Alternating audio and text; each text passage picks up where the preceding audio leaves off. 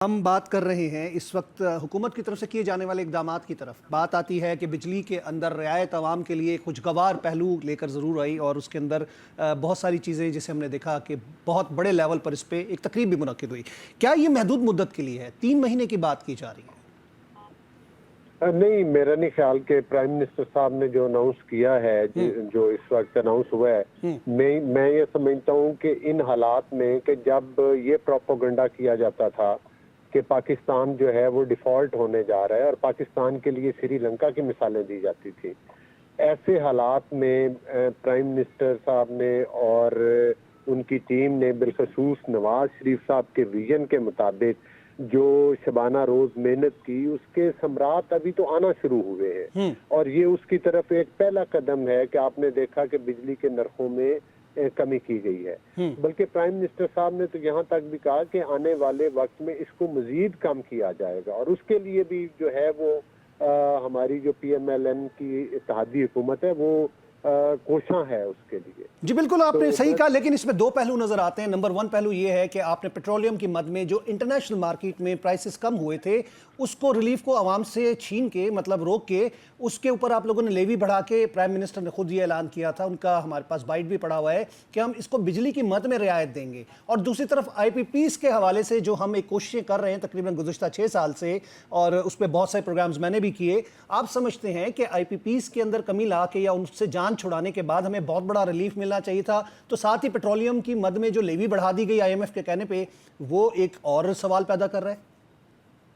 نہیں دیکھیں عاصم، صورتحال یہ ہے کہ اس وقت بھی جو پاکستان میں پیٹرولیم کی مصنوعات کی قیمتیں ہیں وہ پرائم منسٹر صاحب نے بالخصوص بتایا کہ وہ پورے ریجن میں کم ہے. آپ کے جو ہمارے ارد گرد کے ممالک ہیں جس میں انڈیا ہے، بنگلہ دیش ہے، افغانستان ہے، اور اس پورے خطے میں جو سب سے کم قیمتیں پیٹرولیم کی مصنوعات تھی وہ پاکستان کے اندر ہے. اور ظاہر ہے کہ اس وقت حکومت بنیادی طور پر یہی چاہتی ہے کہ پاکستان میں مہنگائی کی شرح کم علی بھائی ہو. معذرت اس میں تھوڑی سی کریکشن چاہوں گا. اس میں وجہ یہ ہے کہ ہماری کرنسی جو ہے افراط زر کی وجہ سے بہت نیچے جا چکی ہے، ان کے پرائز جو ہیں ان کے روپے کے اندر ہیں جس کو ہم قابلی جائزے کے طور پہ پیش کرتے ہیں.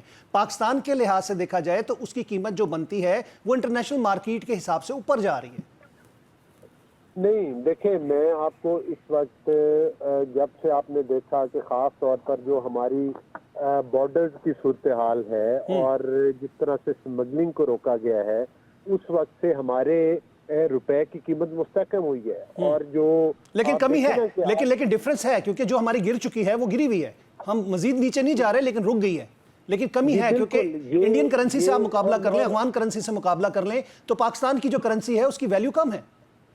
دیکھیں جس طرح سے آپ نے دیکھا کہ پہلے تو روز آپ دیکھتے تھے کہ جب ہم نے حکومت سنبھالی تھی تو روز جو تھا وہ ڈالر کی قیمت اوپر جاتی تھی اور پاکستان کی کرنسی جو تھی وہ ڈیویلیٹ ہو رہی تھی.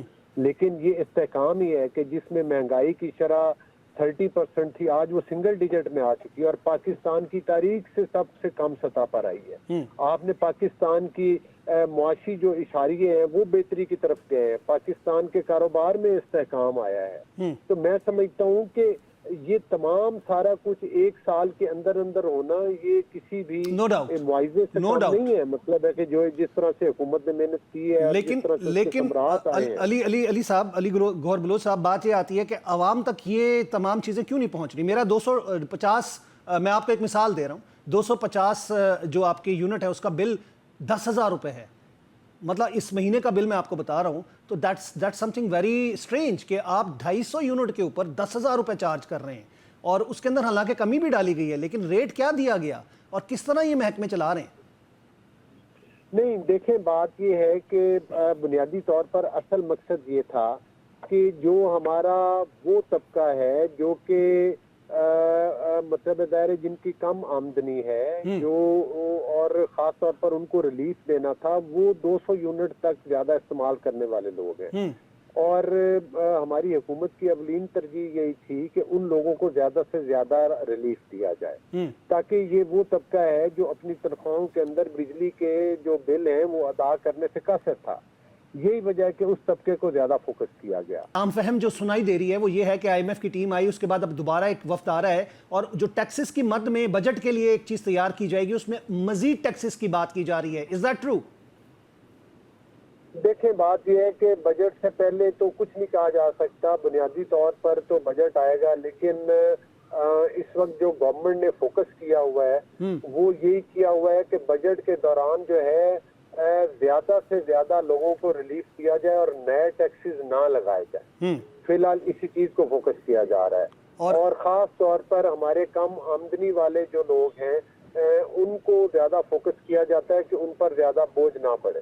अलबत्ता वो लोग जो मुखय्यर अदरात हैं जो टैक्स अदा कर सकते हैं, या हमारा बहुत सारा तबका ऐसा भी है कि जो टैक्स अदा नहीं करता, हालांकि उनके ज़राए आमदन बहुत अच्छे हैं और बहुत जाएगा कि जहाँ से हमें टैक्स की कलेक्शन कम होती है और ताकि हम अपने टैक्स के जो टारगेट को अचीव कर सके और उसको बढ़ा भी सके और उसमें इजाफा भी कर सके। इसमें बहुत सारे सवालिया निशान ये आते हैं कि हम सैंपल रेट की भी बात कर रहे होते हैं और जब हम सैंपल रेट को देखते हैं कि जिस चीज़ को पिक एंड चूज़ किया जाता है उसके अंदर भी इबाम पाया जाता है। यानी कि हम जिस गरीब की बात कर रहे हैं उस गरीब की मद में उस गुर्बत के उस फार्मूले के अंदर जो गुर्बत की सतह से नीचे ज़िंदगी गुजार रहे हैं उनके लिए भी हमें ये चेक एंड बैलेंस की ज़रूरत है कि उसके अंदर कौन कौन फॉल करता है। यानी कि हम BISP के फार्मूले के ऊपर जाएँ या फिर किसी और फिनोमेने को देखा जाए। 3 महीने की मुद्दत के लिए नहीं है, आप कहते हैं ये परमानेंट होगा?